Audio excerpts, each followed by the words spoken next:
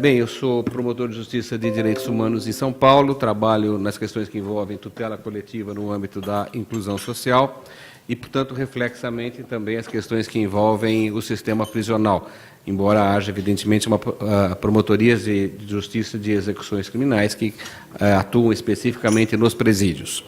Mas as questões que envolvem a chamada tutela coletiva dos presídios ou habitabilidade dos presídios são também da atribuição da nossa Promotoria de Justiça de Direitos Humanos. Para fazer uma consideração rápida de 15 minutos sobre o encarceramento em massa, que é hoje uma bandeira dos movimentos de direitos humanos, justa, urgente e indispensável, eu acho que a gente poderia fazer rapidamente, como uma introdução, responder a pergunta, mas de fato existe encarceramento em massa? E por que eu trago essa pergunta? Porque, com alguma frequência, nós nos deparamos com objeções. Pessoas que dizem, não existe encarceramento em massa, existe um encarceramento até menor do que deveria, porque a criminalidade é crescente, está cheio de bandido na rua, tinha que prender muito mais, né? Bem, a criminalidade, o encarceramento crescente, eu não vou dizer ainda em massa, ele é uma realidade aritmética. Basta simplesmente analisar o que houve nos últimos 30 anos no Brasil para percebermos que a população carcerária cresceu numa razão muito superior ao crescimento vegetativo da população brasileira. O que nos colocou, como as pessoas costumam dizer, no terceiro lugar do mundo, no ranking dos países que mais encarceram, mas também num outro índice que ele é preocupante, embora não tenha o impacto do número, que nós somos o 30º país do mundo no encarceramento relativo, isto é, na proporção entre a população e os encarcerados. São dois números escandalosos, né? Mas os números por si só, eles não respondem se o encarceramento é maciço ou não. O encarceramento em massa, e esse adjetivo passa a ser pertinente, na medida em que nós comparamos, cotejamos este encarceramento crescente, esta impressionante quantidade de dinheiro público empregada nos últimos 30 anos na construção de presídios, e é sempre bom fazer aqui um parênteses para lembrar que presídio é das construções públicas mais caras, por conta dos requisitos de segurança que a obra civil deve ter, e todo o dinheiro público empregado na manutenção desse sistema prisional, e ainda por cima enfrentando uma crescente pressão por construir mais e mais presídios, já que há aí talvez 500 mil pessoas aguardando, se a gente pode falar dessa maneira, o cumprimento dos seus mandados de prisão, que já estão em aberto nas ruas, não é isso? Então, é preciso que a gente compare esta realidade com os índices de criminalidade. Porque se nós chegássemos, meus amigos e minhas amigas, nesta manhã, nesta Assembleia, e constatássemos que este movimento de encarceramento de brasileiros e brasileiras nos últimos 30 anos tivesse resultado numa expressiva redução dos índices de criminalidade, nós não teríamos o que discutir aqui. Nós estaríamos diante de uma avaliação ou de um monitoramento de uma política com resultado positivo.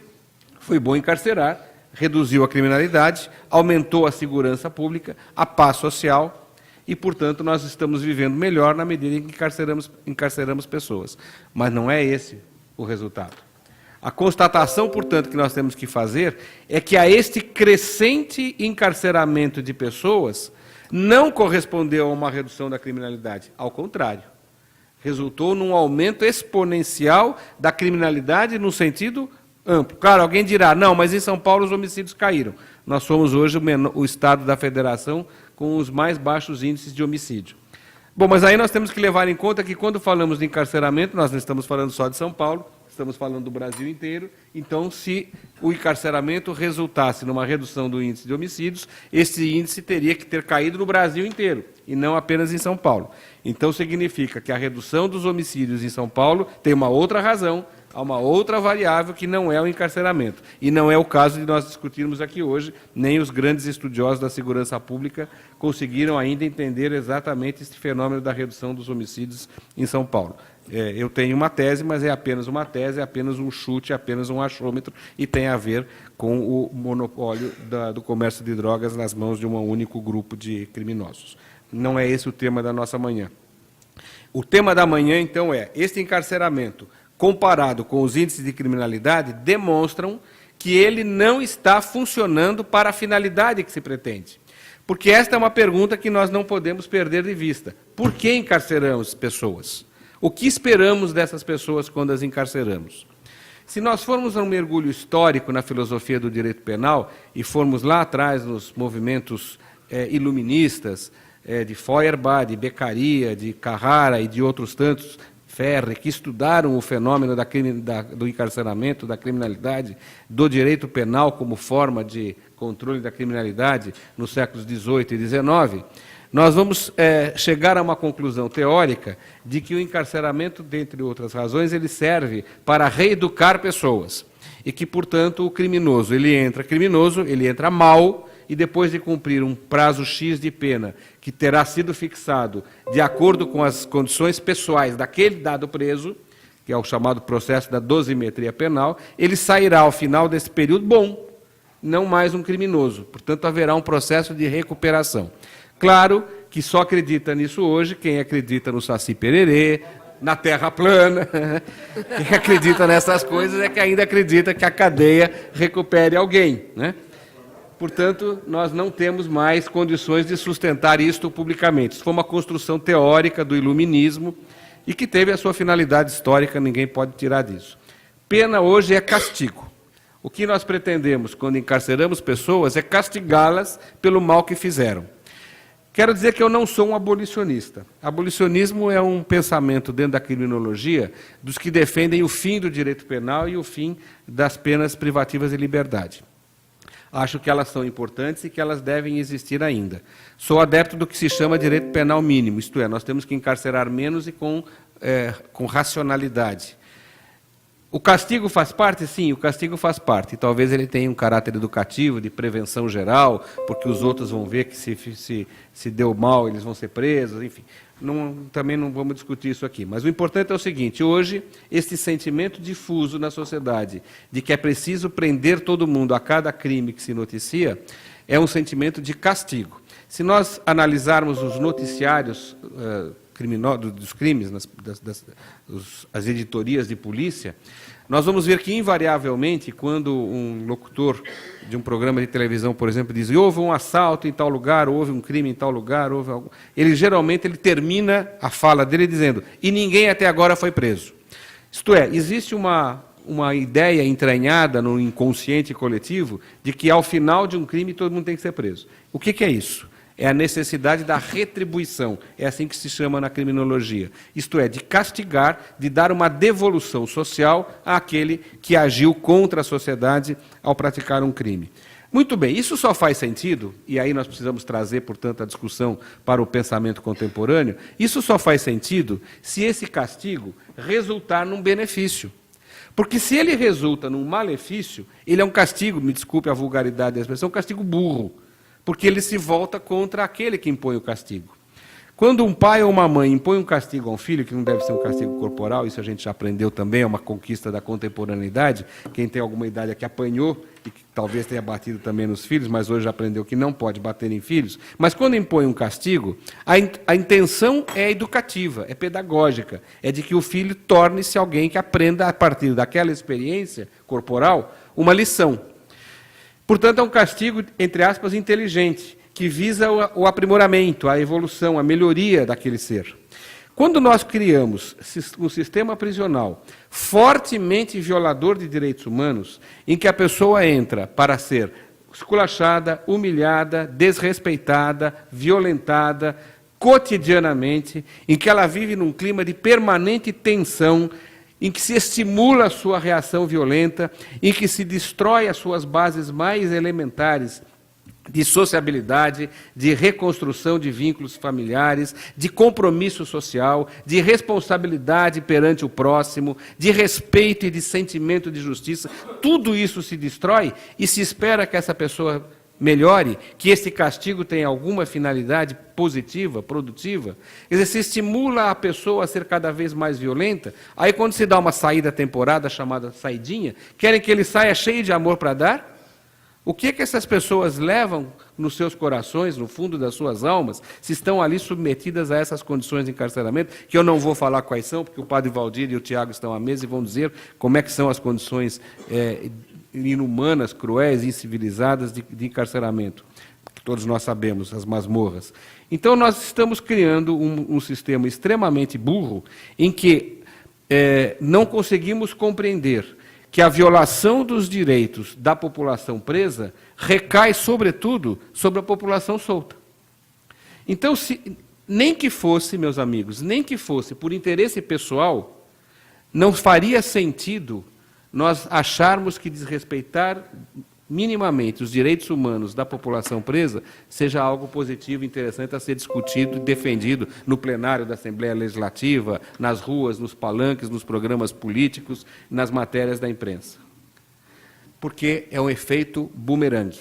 Essas pessoas saem piores, mais agressivas, mais violentas, e elas vão continuar existindo e convivendo conosco. O sentido de coletividade, o sentido de sociedade, nos impõe uma constatação que é óbvia e é o raso da civilidade, de que respeitar os direitos humanos da pessoa presa é uma condição de benefício para os direitos humanos da pessoa solta. Isso não se trata, portanto, de nenhuma discussão filosófico-política, isto não é um pensamento de esquerda. Isto é um pensamento humano, civilizatório, e que é uma decorrência de uma observação crítica da sociedade, do que acontece.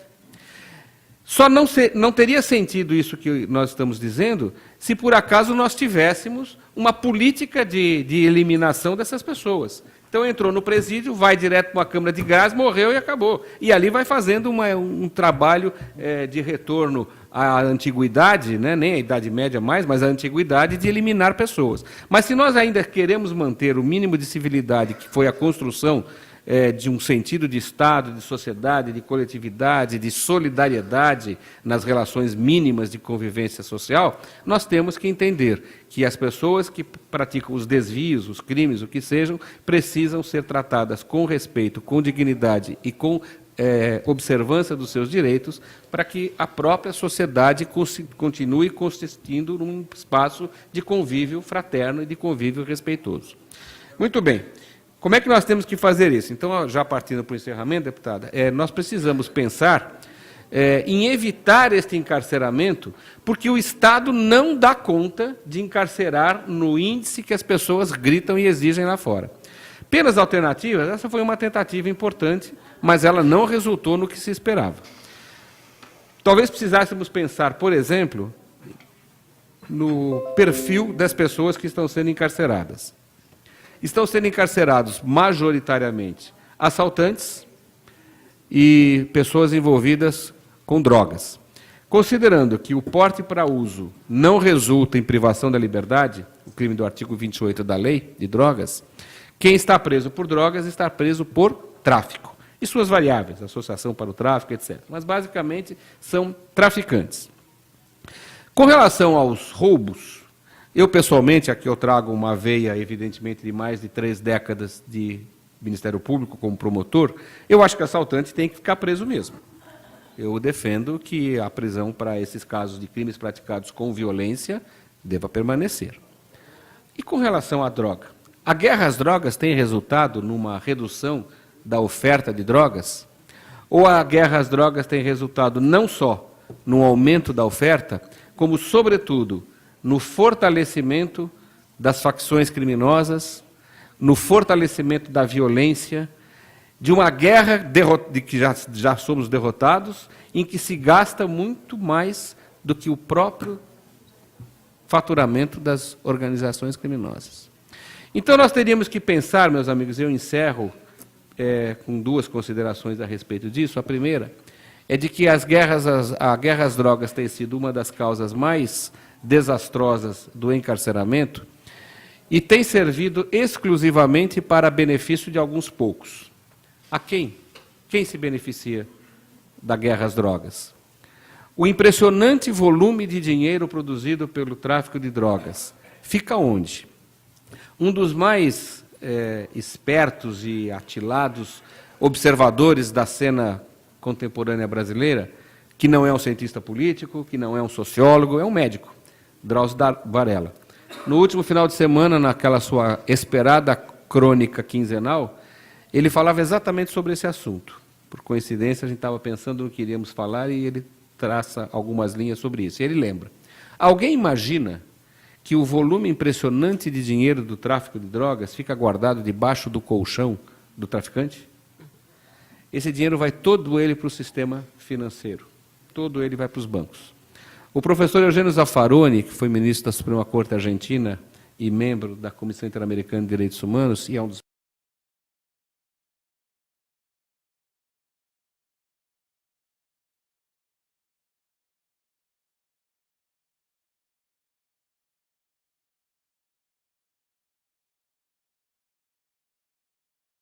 mais geniais penalistas e criminólogos do mundo, ele fez um estudo e demonstrou, com base em dados do Banco do Banco Mundial e do FMI, cruzou dados das duas grandes instituições reguladoras do sistema financeiro internacional, que quem segurou o sistema bancário internacional na crise de liquidez de 2008 foi o tráfico de drogas.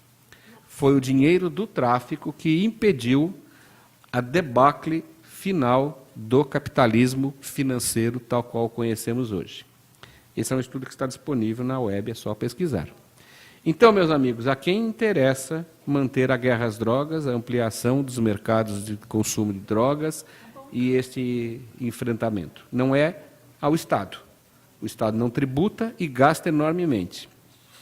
Também não é aos nossos jovens e às nossas famílias que se destroem no tráfico de drogas. Também não aos usuários em situação de vulnerabilidade que ocupam as cenas de uso urbano, as chamadas cracolândias. Também não é aos traficantes pequenos que, na verdade, se prevalecem de uma situação por falta de alternativas e de políticas públicas para os jovens na periferia, ou da ausência completa de serviços públicos de mínimos na periferia, exceto a polícia. Interessa a grandes banqueiros, interessa aos grandes tubarões do sistema financeiro internacional. Esses são os inimigos, e a estes é que nós servimos montando esta fábrica de moer gente que se chama sistema prisional. Ou enfrentamos isto com clareza e sem tabus, e ao mesmo tempo compreendamos que segurança pública não se faz com polícia, mas sim com os direitos sociais, com políticas na periferia de saúde, educação, trabalho, cultura, lazer, e vamos continuar cada vez mais afundados em mais criminalidade, em mais desrespeito e em menos fraternidade e menos solidariedade. Esta é uma contribuição inicial para o debate. Eu agradeço a atenção e a oportunidade de trazê-las. Muito obrigado.